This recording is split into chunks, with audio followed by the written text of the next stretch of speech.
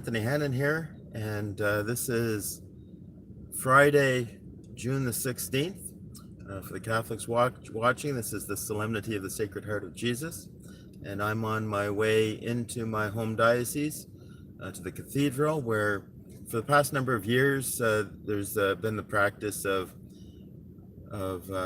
trying to support the priesthood, have a little bit of fellowship, a little bit of encouraging talk.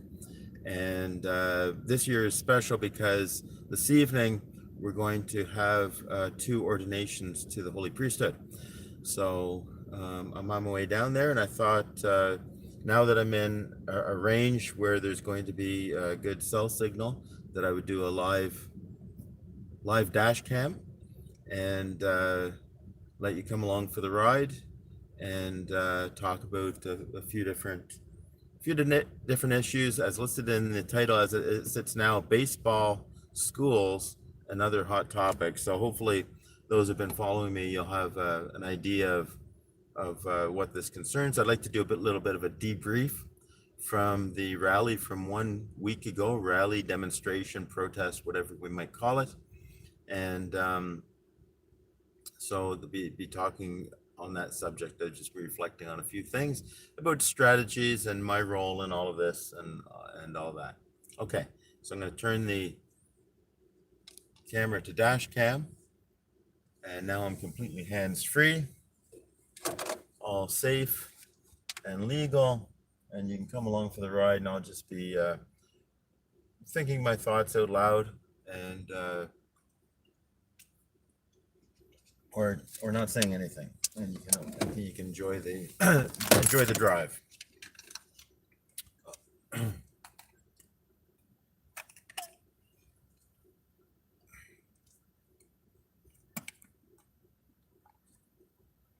Okay.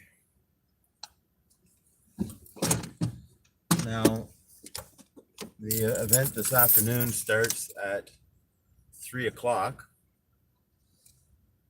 And according to the GPS, it just fell down from the window, so I had to delay my start here for a second. According to the GPS, my arrival time is 2 minutes to 3 o'clock. So we'll see how that goes. I hope you can hear me okay.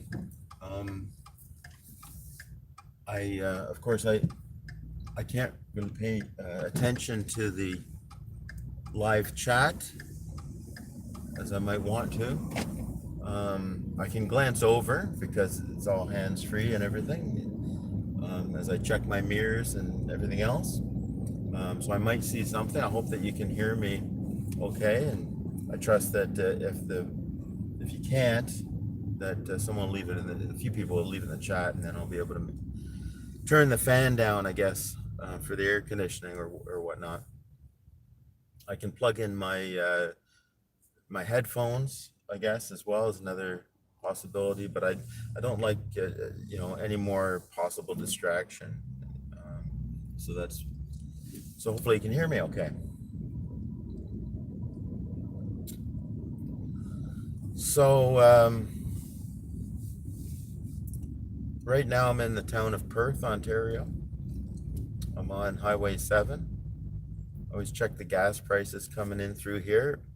Looks like it's $1.53 point something. When I get just a little bit closer, I'll be able to see that up at the Canadian Tire there, gas bar to the left. So that's better. Up by Sharbert Lake, it was $1.56. And I get 5 cents a liter off, or for all intents and purposes, at Canadian Tire gas bar. Because of their rewards program, I can use that 5 cents a liter to purchase something in their store. Sometimes Canadian Tire, the price of things are more expensive, but sometimes they have really good sales, and sometimes some items are competitive as anywhere else. So that's the way I look at it. I tend to try to buy my gas at the Canadian Tire gas bar for that reason.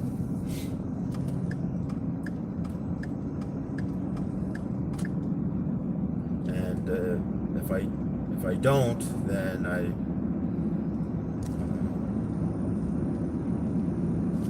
prefer to use cash if I have it.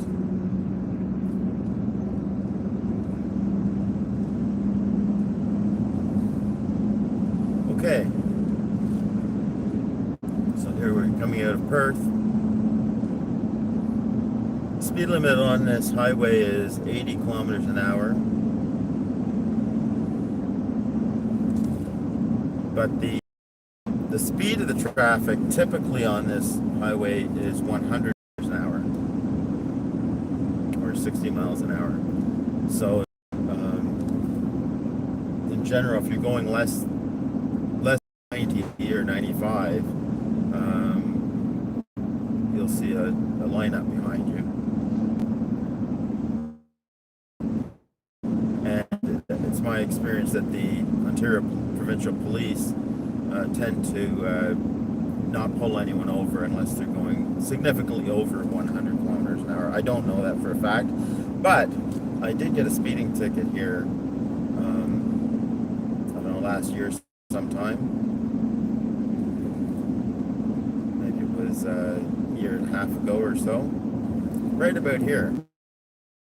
The OPP was in a black F-150 pickup truck and coming towards me, and his lights went on, and I looked down at my speedometer and I said, oops. I think I was going about 114, and I just wasn't paying attention. So, you know, I could see he turned around, and I pulled over and waited for him, and had my you know, my license, registration, insurance all ready. Just handed it to him. He says, do you have any idea why I pulled you over? I said, yeah, I think I was going over the speed limit. I said, I just wasn't paying attention. Do you know how fast you were going? I don't know. I said 18 or something. And so anyway, it was an easy pullover for him, and he came over. Then he took his outward sign of submission off, and because he had a beard, and he complimented me on my beard, and then, you know, gave me my ticket for. Just as I'm saying that usually I don't get any problems, I lose the connection as I glanced over briefly to the camera there. I'm gonna try to turn up the brightness a little bit. It's already pretty much bright as it can go.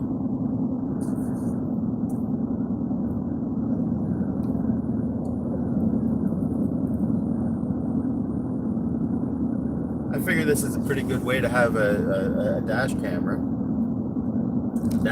live. Okay, so I want to get into the topics, and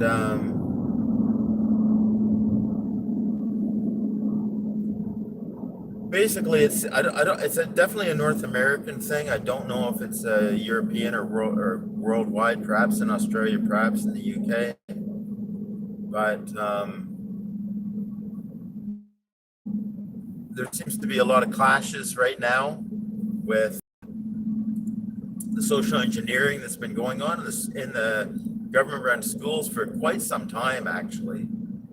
So here in Ontario, that would be government-run public, government-run Catholic, and then English and French. Just 4 different school board systems in the province of Ontario.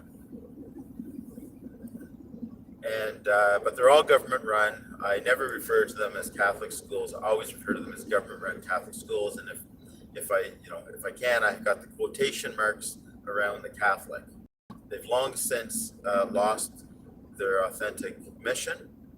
But similarly in the public, I call them, because and the way it works is that on people's property taxes, there's an education levy, and the owner of the property or the tenant, if it's being rented out, gets to supposedly direct the education levy to the school board of their choice. There are some limitations there because in Ontario, for the French school boards to be able to, it's really even not lending your support in the sense of that the property tax, the education portion goes to that school board. It actually doesn't. And not directly, it doesn't. All it actually does is give the person at the time of municipal elections the particular school board trustees to vote for. That's really all that designation actually does. It has some political value in the sense that even if someone doesn't vote, it kind of shows a kind of a moral support or something to that particular school board, their preference or whatever. And of course, everyone pays the education portion, even if they don't have children going to the government schools. And I have no problem with that. That is part of the authentic common good of a society, to have some public education. But in my opinion, the public education should be for those who it's kind of, a last resort. I think if I was a parent, I would want to homeschool or send my children to a private school, because I just think automatically the standard of education is going to go up. Of course, in a small school or homeschool, the kids miss out on certain extracurricular things like maybe intercollegiate sports, if they want to call it like that. Some people will make the point that if you homeschool or send your child to a private school, they don't have the socialization. And my counter to that is simply that most of the socialization that they get at the big schools is bad socialization. That's where they hear language that they've never heard before, when they encounter kids with various entertainment devices or whatever that perhaps parents would not normally approve of. And I've always been impressed with any homeschool students, but some people, they can't do that. So we'll say, well, then go to a private school so that at least for students is so much greater. So the way that it works then in the publicly funded by government-run schools, looks like lost it again for a few minutes. When someone indicates on their property tax, they're on. So I hope this doesn't continue. I've been kind of going on a long way of explaining, and it's hard to know what has already been recorded or not. Here we got a school bus with its flashing lights. We have to stop both ways, but the lights are stopped now. Anyway, I'm just explaining how the school system works. The publicly funded school board system works in Ontario, and I think most of it was, I got on there that there's the 4 different English and French, and then English and French. There's public, and Catholic public. I always call them government schools rather than publicly funded Catholic schools, because it gives the wrong impression when we say publicly funded, that as if the money goes to the Catholic Church, that would be the bishops or the parishes, and then the schools are actually run by the diocese or the schools, and it's just not the case. It's not the way it works at all. They're completely government run. The only influence the church has is that when a teacher wants to apply for a job in the school board, one of the check marks they have to tick off type of thing is they need a letter from a priest, and that's all they need. And I'm guessing that the principals of the schools don't even look at that. They just want to make sure it's in the file. Good, there's a letter from a priest.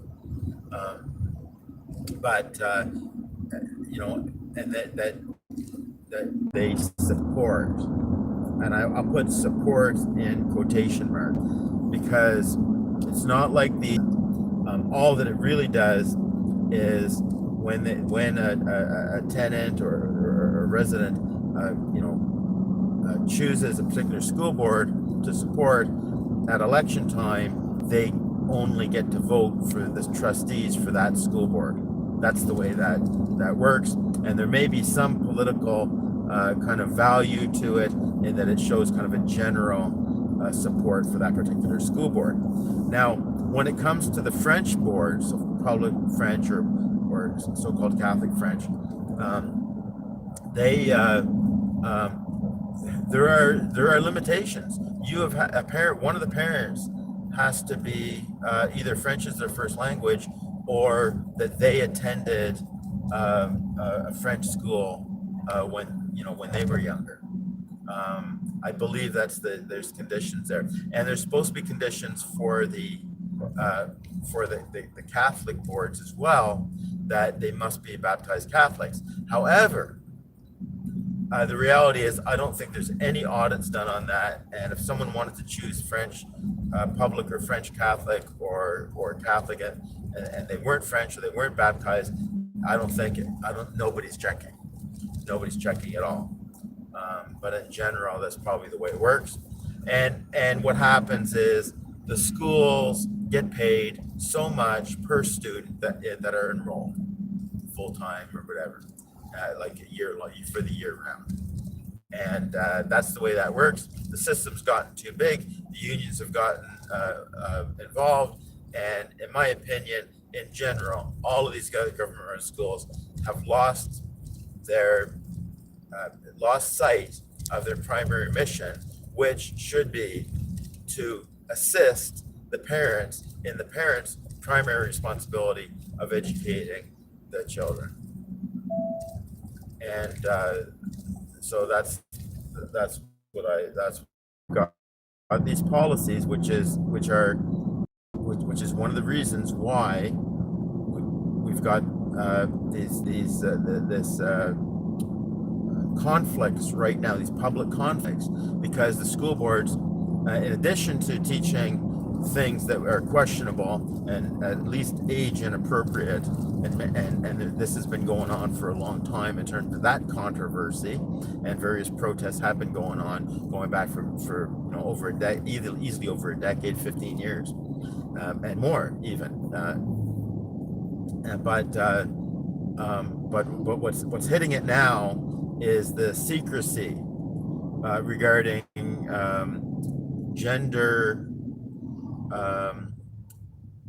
self-choosing or something like that, and then the parent that the teachers are supposed to, by school board policies, it seems, they're supposed to call a child by their preferred pronouns, and if they decide to change their name, the teachers are supposed to call the kids by their chosen name and keep all of that secret from the parents. So that's why I say they've completely lost the sight of their proper mission. Okay, and school board trustees nowadays, I think they see themselves as liaisons of the government.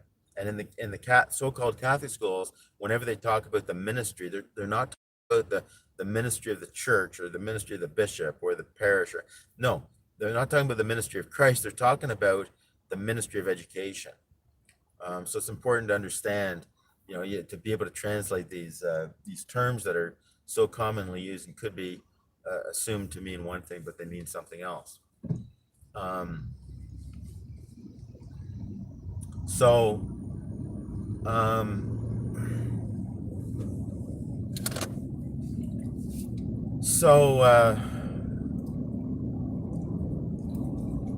about the rally last Friday, or demonstration or protest, or what did I call it? I called it counter-cultural clashes. I think I called it a clash. And, I think this made the news, all over. And bit of a still green light here, but looks like we made it.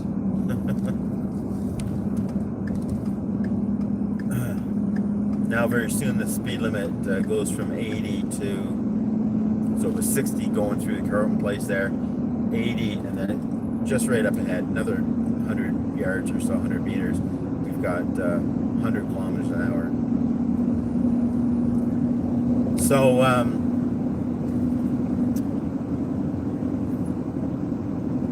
okay, so why did I go? Some might question, why do I go? Well, I see it as a rights issue, and I go to lend my support for the parents. There is the culture war, so to speak, and yes, obviously I am not in favor of the schools pushing their agenda when it comes to sex education or miseducation, or I don't know what you want to call it. I mean, and I think it undermines parental rights, it undermines natural moral law, and yeah. And so I go there to support the parents, give them moral support. I also go there as a priest to hopefully be a bit of a moderating factor, a little bit of calming factor. And on the spiritual level, because we battle not against human flesh, but all these people, these counter protesters and everything, God loves them, and they're made in the image of, commanded to love them, right? For a Christian, we're commanded to love them, and they're equal in human dignity to everyone else. But where they're at is in terms of their idea of human nature and sexuality is warped, right? But since we're on the spiritual battle, I think the presence of a priest has, who knows what effect having a priest there, does, what positive effect that has. And interestingly, when I've looked at various recordings and live streams, rebroadcast live streams of last Friday, I noticed that it seems to me that there was a lot more tension and at least verbal conflict than I personally witnessed, even though I was there for like a couple hours. And then after I left was when there was a few arrests, and I'm going to say presumably from the counter protests because they were belligerent. But whatever the case, many of you have heard now of the member of provincial parliament from one of the Ottawa ridings. I believe his name is Joel Harden. How he injured himself, and I would say he injured himself because he was holding a megaphone close to his face, and there was some sort of jostling or something, and he cut his face. But then he claimed that he was punched in the face, and he's had to do all sorts of backtracking, trying to explain what he actually meant by that. Now maybe he misspoke. We could give him the benefit of the doubt, say he misspoke. He said he was punched in the face, but it was actually, he misspoke. Whatever, I don't know. But clearly, this is not what happened. There was so many people videoing on that day, including live streams. You cannot, the live streams, while they're live, they speak for themselves. So, and so many people were just recording, and there's no video coverage of him being punched in the face. And I would just be really, really Three lanes are surprised. now open on Highway 417. I'd be really surprised.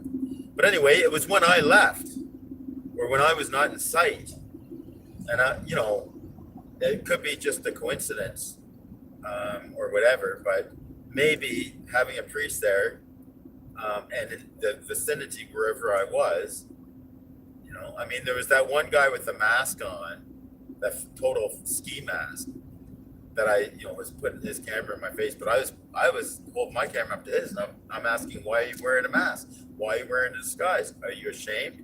Why are you disguising yourself? Take your mask off. Identify yourself. That's the way I was talking to him, and but I mean, that was about the biggest conflict I had, and then there are individuals kind of, on both sides, if you want to put it like that, who would come up to me, and I'm just going to make a little bit of a pit stop here, who would come up to me and be concerned about Vicar, my dog, because he was wearing a muzzle, and they were concerned that a number of them were concerned that he wasn't getting enough water, or he was too hot, or something like that. He was perfectly fine, but some people were concerned, and whatever, so that's fine. And so that's why I go there, like I Turn heard. left at the stop sign, then take the ramp on the right. See, here's where I'm disobeying the GPS again, because the GPS is a computer, and the GPS does not know that I'm taking a slight detour.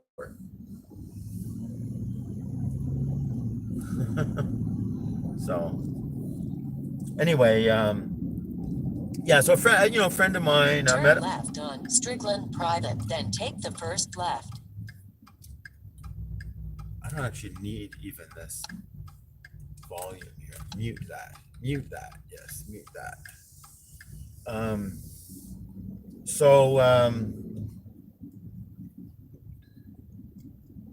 I don't even think he's referring to me, but he's kind of saying, if you don't have children, like, what are you doing? Like, he's not directing it to me, but he's kind of saying to people, like, I'm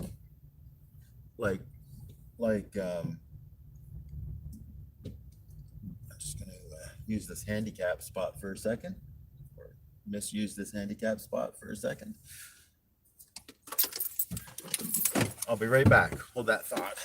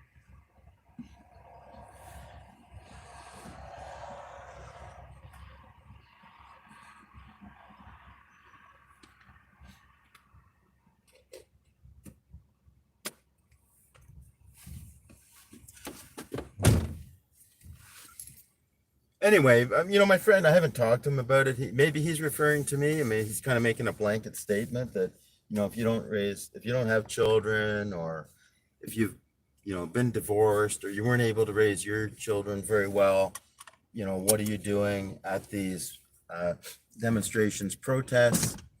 You couldn't do it right, for you want to tell everyone else how to raise their kids or something like that. And but I would say no, public education is everyone's concern. Everyone should be interested in society. Now, normally the way human nature is, normally it's not until, or I shouldn't say not necessarily not until, but when a man or a woman, have a child, that's when in politics, in bylaws, in the speed limit, and in schools, for a lot of individuals, they these things are not on their radar until they have a child. And but so it may be in the case of my friend that he wasn't really that concerned about schools or education. He homeschools his kids, not for religious purposes, but for common sense purposes.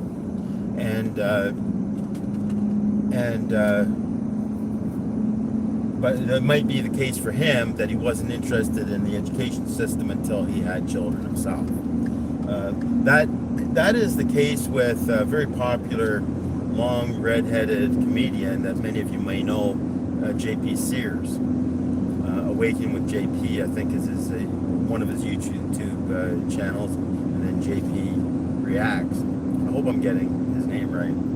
And because he's become more politically involved, more politically conservative, and also believing more in God, in particular the Christian God, on his journey, and he's very very open about the fact that he does not want to send his little boy to the indoctrination camps.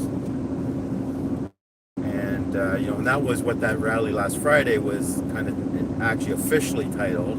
I didn't find out until later, but Education Over Indoctrination. Which is very ironic. Like on Monday, there's supposed to be a protest in front of the Ottawa Catholic School Board from 1 to 2. So that's on June the 19th. I do not think I will be there. But ironically, it's education over indoctrination. But is that a Catholic school? There should be an indoctrination, but the indoctrination is supposed to be the Catholic religion, not the woke,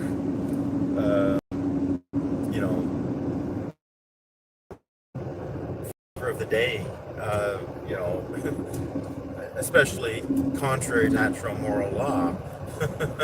Indoctrination, right? It should not be government indoctrination, but it's all about keeping the system going, and ultimately, about money. So it's, I think anyone can go. We all pay property tax for the education portion, and if you rent, you don't see that. It doesn't matter. You're still paying it because the landlord has that in as part of the cost of the rental.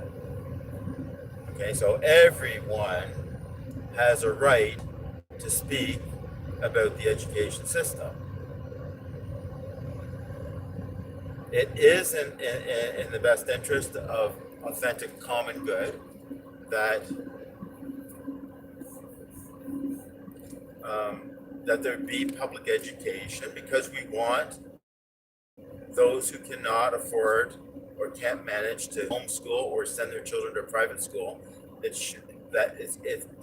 We are concerned about our society as a whole, and we want as many people to be able to read and write and be have as best education as possible. That's for the good of all. You know, but for my part, I think it's completely proper that a priest be at public demonstrations and protests for the reasons that I just explained. And some people will, who are ignorant, who don't understand or misunderstand, will say there should be a separation of church and state, and religion is no business in politics. No, that's the separation of church and state is supposed to be about the government not infringing its will, not imposing its will on the church.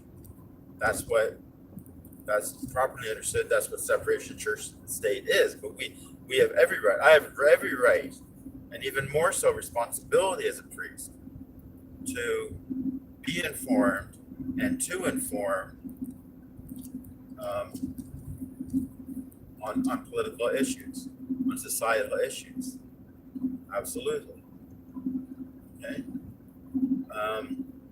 But all that being said, when it comes to these protests about the schools and the school curriculum and everything like that, it should be known that the government doesn't care. The school board trustees don't care. They care in the sense that it's an annoyance to them. They'd rather not want the attention. They'd rather do what they want to be left alone. And there's a certain pressure that comes on them. But ultimately, there's only one thing, and this is the takeaway for this. There's only one thing that will affect the curriculum in these government schools. And the same would apply to a private school for that matter. And that is, if you do not like what the school is teaching or how they're teaching it or whatever's going on, then you pull your children out of that school. Then they don't, in the government run schools, then the schools don't get their $12,000. They don't have enough. They don't have as many students. Therefore, they can't afford to have as many teachers. Therefore, the unions don't get their union dues.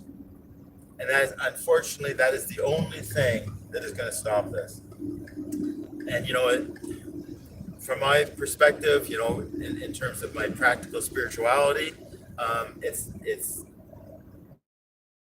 I do not waste energy trying to change other people.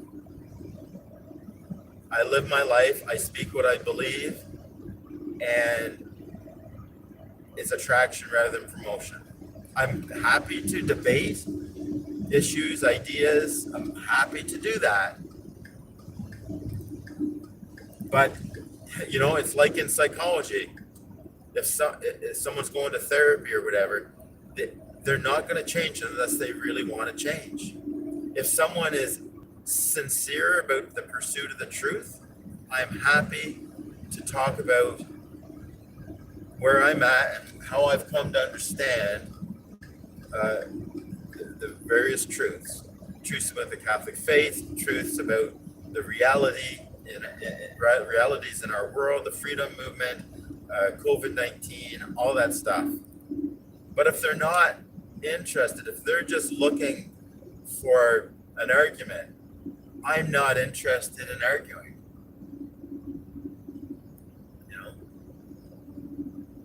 Public debates can be of some benefit,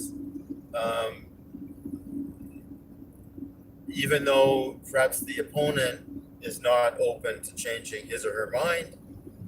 His if he's a man, hers if she's a woman. You have to say that nowadays, But the thing is,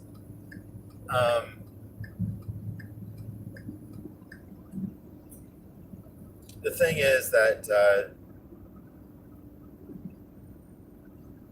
I find it fruitless an exercise in frustration to go to protest with thinking that this will change someone's mind. It's not going to change the trustees' mind. It's not going to change the teachers' minds who have their own agenda, their own worldviews, and they're teachers, and they want to keep things secret from the parents. It's not going to change their minds. And no policy is going to change their minds.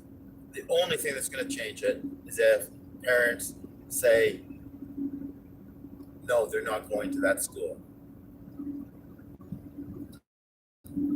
So this brings me to baseball and the Los Angeles Dodgers and today's game. I think it's this evening's game. Well, actually, I don't know what time the game is. I just saw that Church Militant is going to be live streaming it on their website, which I think is churchmilitant.com.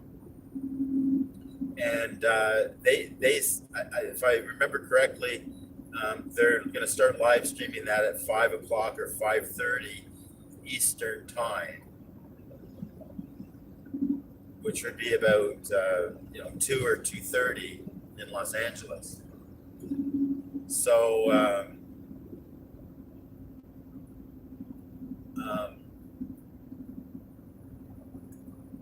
but anyway, today's game in Los Angeles, they're having this special quote unquote pride game where they've invited these group of men who dress up like women and mock mock the Catholic Church, and they dress up in outrageous caricatures of religious sisters. And so there's going to be a group of Catholics there, and many perhaps non-Catholics, and there's going to be some sort of a procession or prayers or something, and it's going to be led by Bishop Strickland from Texas. And if you're following this, there's all sorts of controversy regarding what about the Catholic Archdiocese of Los Angeles? Like, are they, to whatever degree they're distancing themselves or cooperating with it or whatever. Obviously, I'll be looking at that later because I've got the Mass and the ordinations tonight. But please God, my according to GPS, my arrival time is 10 after 3 now, so I'll be about 10 minutes late. But anyway, they're not waiting for me to start, so there's no worries there. And hopefully my brother priests and bishops will just be happy to see me. They know I'm driving, a 2-hour drive or an hour 45 if traffic is good. So hopefully they're just going to be happy to see me. One time I walked into a 12-step group a few minutes late, and I sat beside this, another person. It was a friend, very friendly, And she says, she whispers to me, "You're late."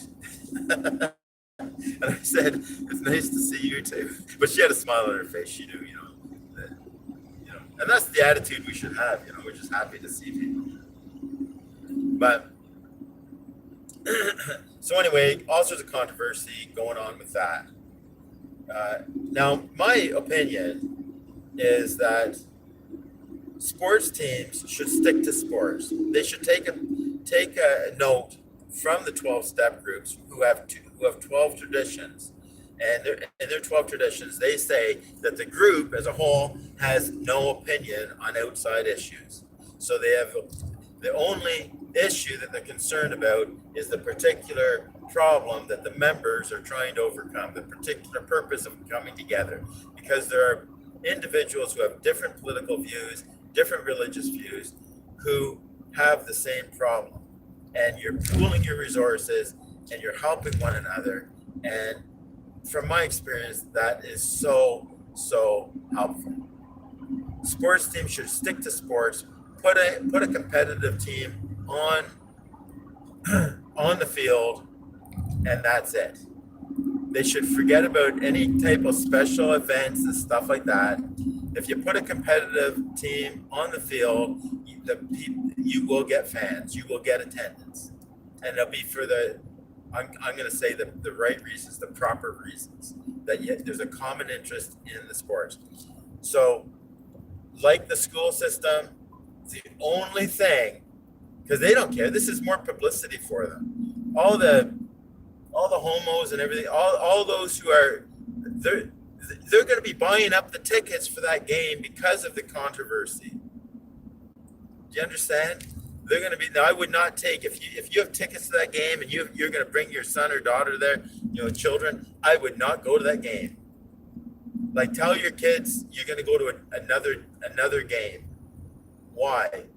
I'll tell you when you're older. That's it. Don't bring them to that game, because they're going to see stuff that they should not, in my opinion, should not see. There's going to be all sorts of fans dressed up, in my opinion. Okay? Now, but like the schools, the only way to properly combat this, to effectively combat this, is you do not buy tickets, you boycott the Los Angeles Dodgers, and that's it. Now, reality is it's probably not going to hurt them. Your boycott, my boycott, is not going to really hurt them, because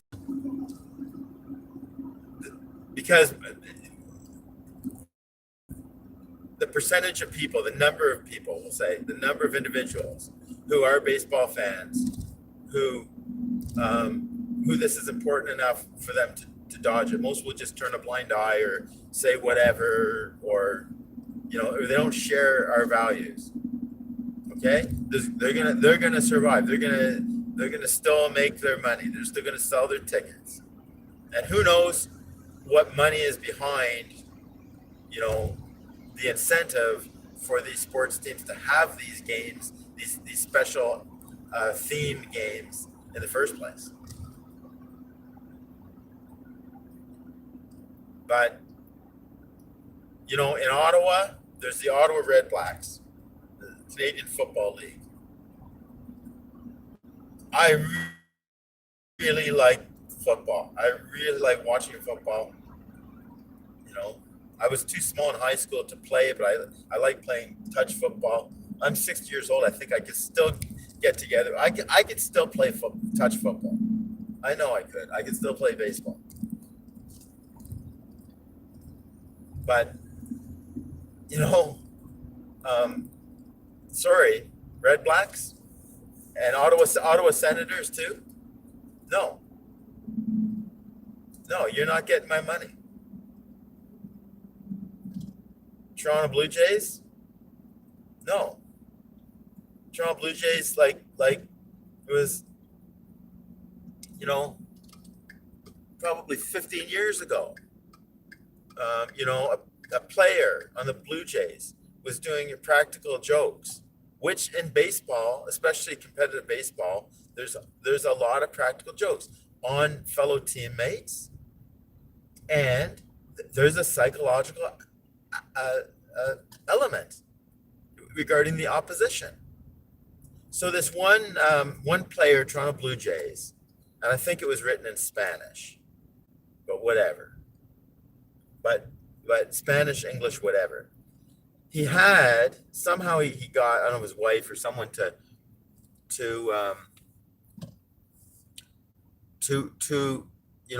write on his eyelid. So he closed his eyes. I guess his probably wife used eyeliner or whatever it is, and in Spanish or English, if it was in Spanish, the equivalent of GAY. Well, I think it was one said your, like you are, YOU apostrophe RE, and then And then the other eyelid said GAY, which is hilarious. He's sitting on his own bench, and he's talking to one of his players, like teammates, and he just turns to them and closes his eyes and looks at them. That is, and they're going to see that, and they're going to say that is hilarious. Now I'm not sure if this player was a catcher or first baseman or something, but that's something, that's something that is nonverbal, but it's to get under the skin of your opponent. That's what that's about, and having fun. And if there wasn't that, they might say it. The guy's on first base, or or maybe the batter comes up to bat, and the catcher says something. And maybe it's very kind of nuanced. Maybe so the umpire, that don't tick off the umpire, but you want to get your opponent off base. Well, the Toronto Blue Jays, fired or traded that player. They took him off the roster, and that was like 15 years ago or something. So, sorry, folks. I'm not buying tickets for them. Anyway, so that's my little rant. Now we're in a traffic jam.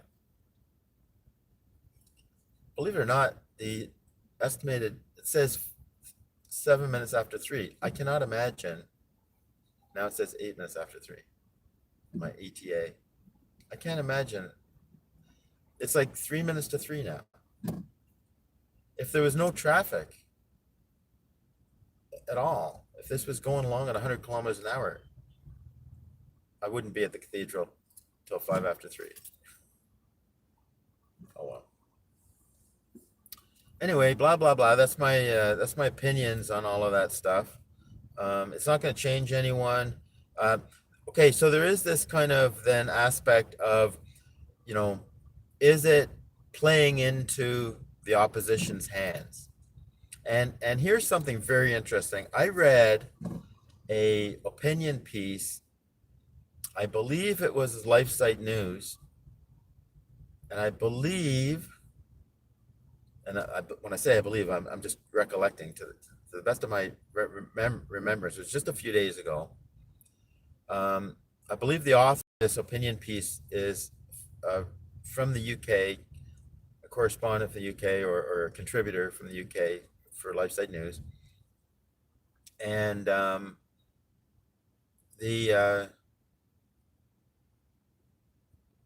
the title of it, well, his name I think was Frank Wright. There's another Canadian flag over there. Honk honk. I don't know, honk in the the traffic jam. In Ottawa, there's a bylaw. It's been on the books for a long time, but now it's just seems to be a directive for the police to give a ticket for unnecessary noise if you honk your horn if it's not traffic related purpose. But honking horns in a traffic jam, we don't do that in Ottawa. That's just crazy. It just gets people's tempers going. You don't need that. But I believe his name is Frank Wright, WRIGHT maybe. Oh, here comes the police behind me. Far left lane, you can look for him. God bless. Is it police or paramedic? Fire. Okay, Father, Son, Holy Spirit. So there's some sort of 911 call. The fire department is often the first at a scene. Sometimes, and unfortunately, in the city, it's quite often drug overdoses.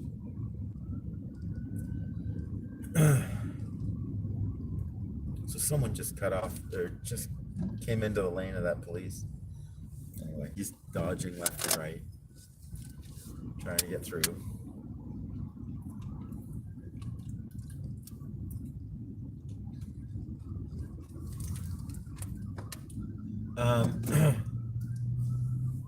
So the title of this, I think it was LifeSite News. You can go and check it out. I believe it's called "Why." God bless them, Father, Son, Holy Spirit. Why is, I think, United States embassies flying the rainbow flag? So look for some headline, something like that. And I thought it was very interesting take on the geopolitical scene. Now, it doesn't take a rocket scientist to realize that wearing the outside of sign of submission the last couple of years and even now it's a virtue signal, right? And or I mean, people are afraid and stuff like that. They may believe it, but I mean, it's a virtue signal. I care about others, and so many people got the injections because I care about others. I don't care about me. I'm trying to save grandma and all the other stuff. This author was saying that there are some in the system, in the United States system, and every country. I don't think he used the word warmonger, but there's some in the deep state, we might say. He might have used that word, that are interested in keeping the conflict going, the Cold War, since after World War II, right? And when I was growing up, for sure, you've got atheistic communist Russia, Soviet Union. That was the big hockey series in 1972, Canada, Russia. It was world views and at stake here in this hockey tournament. And so this author is saying, look, Russia is no longer communist, and they have elections. I mean, one can argue, how much of a democracy it is or not, but they have private sector businesses are legal now, right?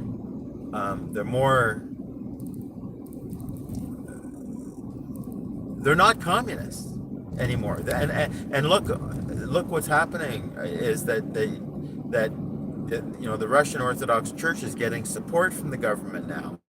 We're suppressed, and persecuted, but now they're getting support. And in Russia, they're not. The government is taking steps to protect children from the stuff that's going on in the schools here. So this author was saying that this is a bit of a gamble, I would say. I don't know if he says the gamble, but that they're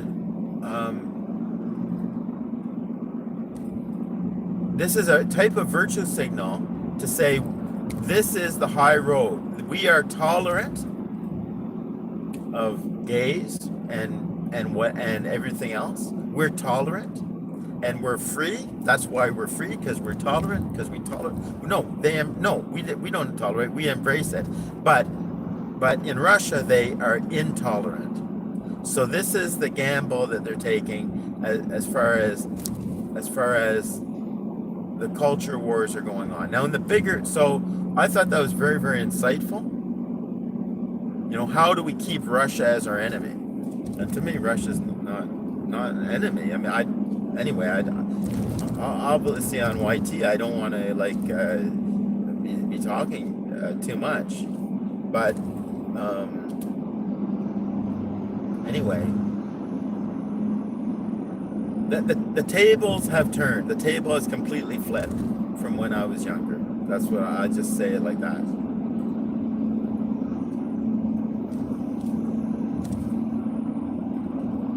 Now, on the bigger scale, and here's where okay, how much is it that everyone is just a player, including Russia, with regard to the Great Reset of the WEF? I mean, obviously, including speaking for Canada, they've destroyed the economy here, and they continue to destroy the economy. And Trudeau just pledged $1.5 million to. They're telling me to go to Lees Avenue, but I don't go that way. I hope I'm not going to hit in a traffic jam because I'm ignoring the GPS again. There doesn't seem to be any traffic here. I think I should be fine.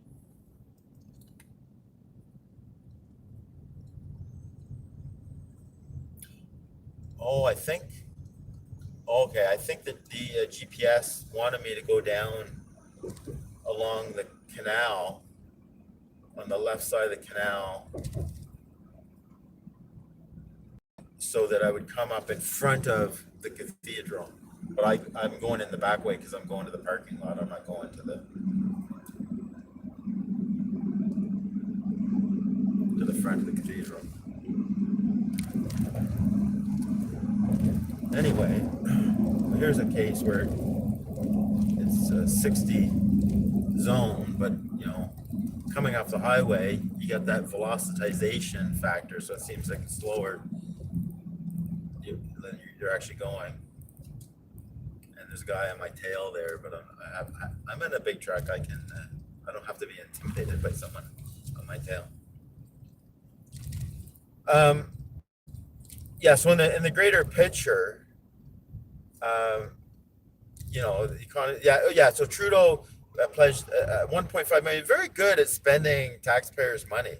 Unbelievable. 1.5 million to the counter-protester movement, or what we would call, if we're looking at like last Friday, not to that particular group, but across the country.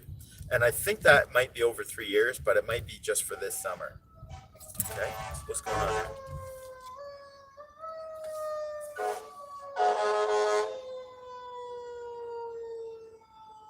God bless them, Father, Son, Holy Spirit.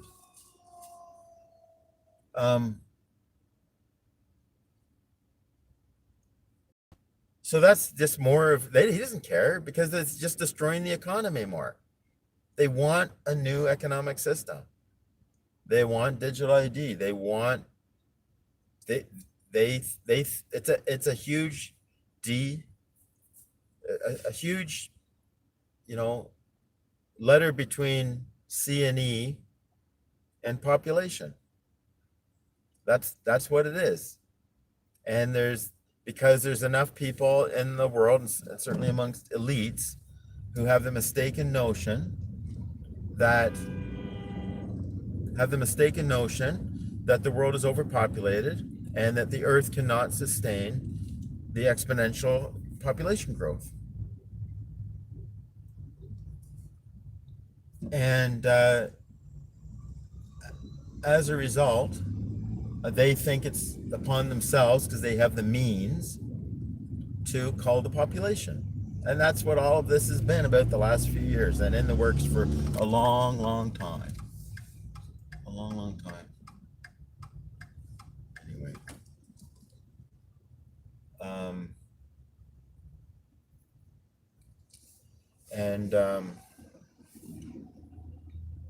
How does populations get decreased drastically in a relatively short period of time?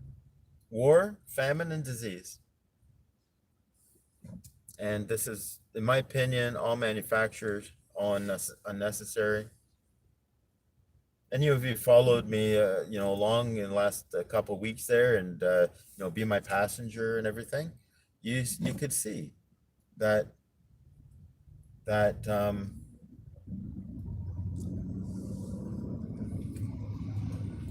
this guy decided to turn left here instead of ahead. I want to turn left at the next street.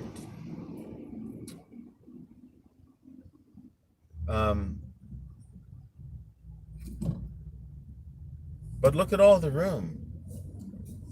Look at all the room we have in Canada that can turn to agriculture. But what are they doing around the world? They're destroying the agricultural industry. And which brings me to the wildfires here in Canada and all the smoke and everything, right? Speaking of which, I just turned my air circulation in the truck to recirculate the air, because in the city, invariably, if it's not the diesel and the fumes, it's the look at that guy. Wow, that little car could have got squashed by that big truck. But I don't like smelling dope. I come into the city and I'm gonna be stopped. I'm gonna smell dope because Trudeau legalized that. So people,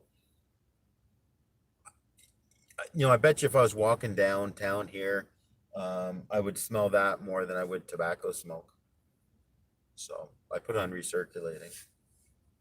Um, but anyway, there's the youth services here, and you'll be able to see in the camera the flag that's flying.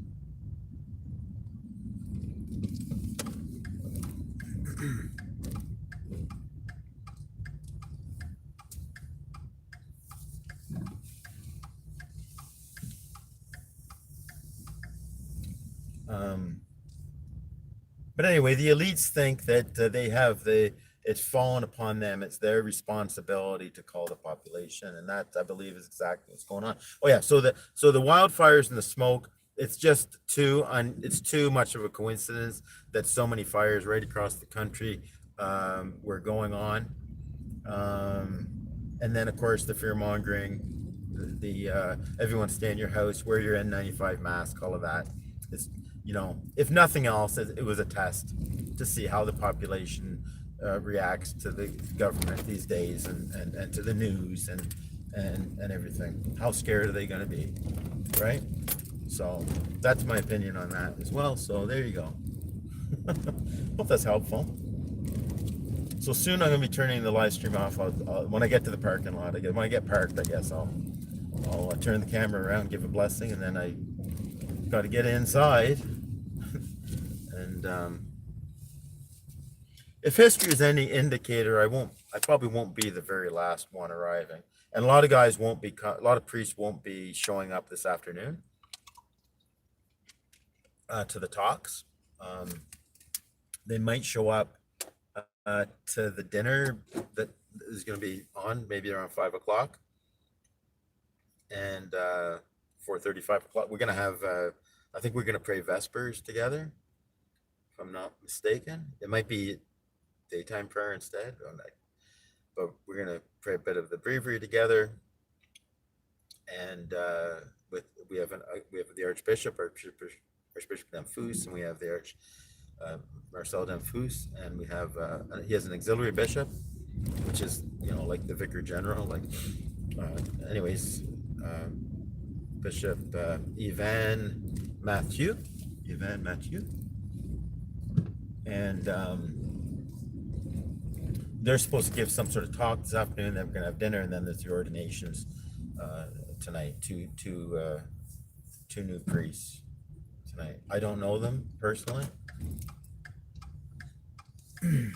but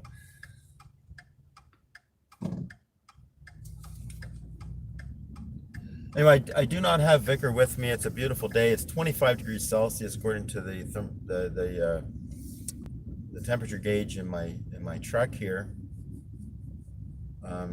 which is like 77 degrees Fahrenheit, and I couldn't take Vicar with me, so he's back in Viampatches, and I wasn't able to come. I was not going to be able to come, except that someone agreed to come up and stay in Viampatches all day today and tonight, so that way Vicar can get fed and take out for walks and whatnot, and I'll get back around 11 o'clock tonight probably.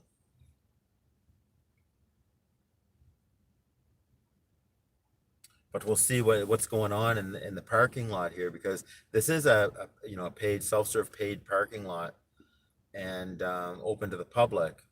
But usually when there's events like this, they'll close it off and won't let the public park there. And usually there'll be staff there, and you know, letting the priests in, or you know, kind of vetting who's going in the parking lot or not. So we'll see if there's staff there, and then you know, if you come for a religious thing like this, like I don't have to pay for parking.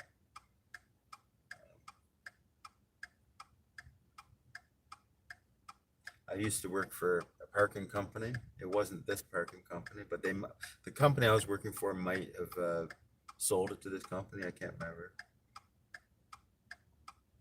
But whenever I was working for that parking company, we were not in charge of this parking lot.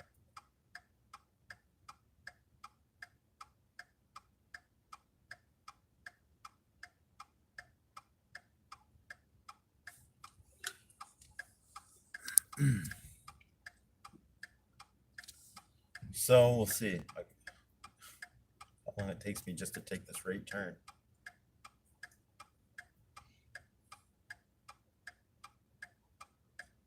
The guy in front of me is not going into the intersection because there's another car, you know, right there, and he'd be blocking the intersection if that light turns yellow and red. So the traffic light way ahead just turned green, but the one ahead of that is red. so we're gonna get a red light here. And I don't know if you can see in the bottom right hand of the corner of the screen, there's a little blue stick there, and it has Ottawa, Ward number 9, it says on it. Ward number 9. You probably can't see that, but Ottawa. And what's happening here is they've made a bike lane. They've made a bike lane, and they have these things in here so nobody can cross over the bike lane. Otherwise, I could physically take a right turn here. I would be breaking the law a little bit, going on the sidewalk a bit, but the guy in front of me probably would move over a bit.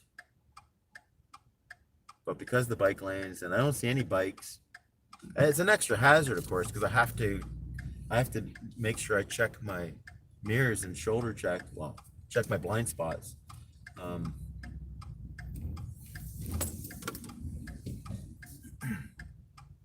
For bicycles, I'm turning right. Church parking only.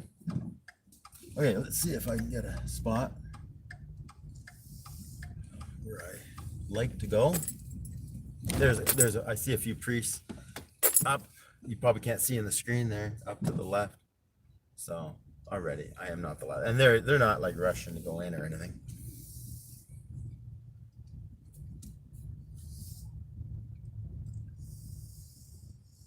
The only downside about parking right here, let me see, is there a spot over the other side? Usually taken. No. The only thing about parking right here is the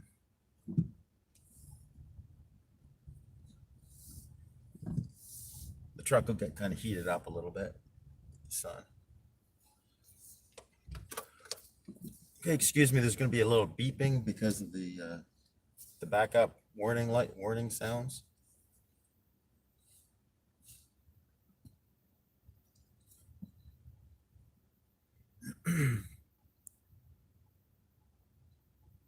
Almost perfect. I just have to do one little correction.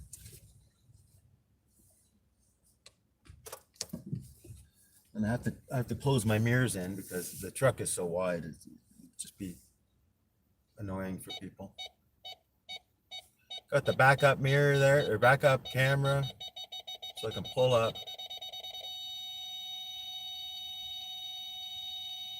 Within like a couple inches, which makes it a little safer, I think.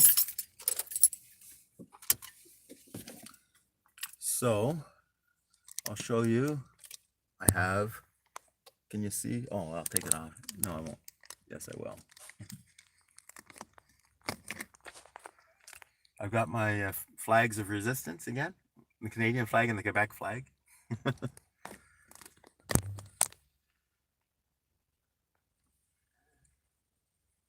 I'll check the chat there for a second.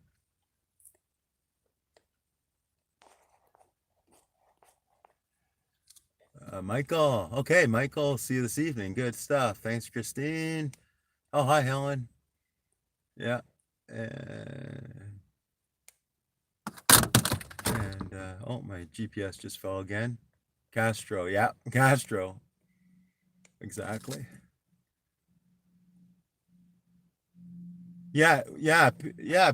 Peter. Weed equals genuine opiate of the masses, and that's kind of my message to, the freedom lovers. So, because so many people, partake in that substance, and they think it's their freedom, but it's really slavery. And it, you realize that the government wants people on that stuff, right? The government wants people on that stuff.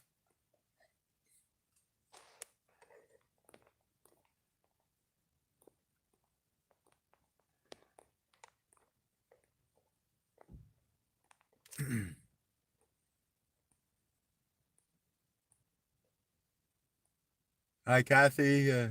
Yeah, watch replay later. I mean, I don't know. Again, it's one of those things where, do it while you're listen to it watching the dishes, unless you want to watch the road coming in. I thought it's kind of like a fun kind of um um um kind of I get to have a dash cam and you get to see the city or whatever. So, okay, there you go. Okay, I'm here. I better get in. It's 21 minutes after 3. I'm 20 minutes late. But I'm sure I'm sure they'll be happy to see me. So there you go. The Lord be with you. May Almighty God bless you, the Father and the Son and the Holy Spirit. Go in peace, live in the truth, live free, and happy solemnity of the Sacred Heart of Jesus. Sacred Heart of Jesus, make my heart like unto thine.